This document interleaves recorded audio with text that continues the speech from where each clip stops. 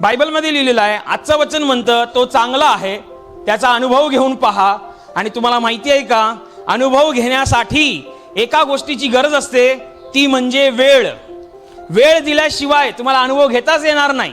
मुळात काय की अनुभव घ्यायचा असेल तर तुम्हाला वेळ देणं बंधनकारक आहे.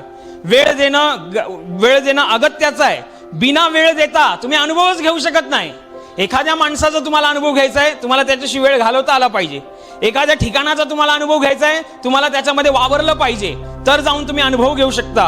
आणि देवाचं वचन म्हणतंय तो चांगला आहे, त्याचा अनुभव घेऊन पहा. याचा अर्थ देवाचा अनुभव घ्यायचा आहे तर सगळ्यात पहिली गोष्ट देवाला वेळ देता आला पाहिजे. जे लोक देवाला वेळ, म्हणून जगातले लोक देवाला वेळ देत नाहीत आणि वेळ देत नाहीत म्हणून त्यांना तो अनुभव येत नाही. पण प्रार्थनेला येणारा माणूस देवाला वेळ देतो आणि देवाकडे प्रार्थना करतो आणि इथे येऊन साक्ष देतो की मी देवाकडे प्रार्थना केली आणि स्वर्गाच्या राज्यातून त्यांनी माझी प्रार्थना ऐकली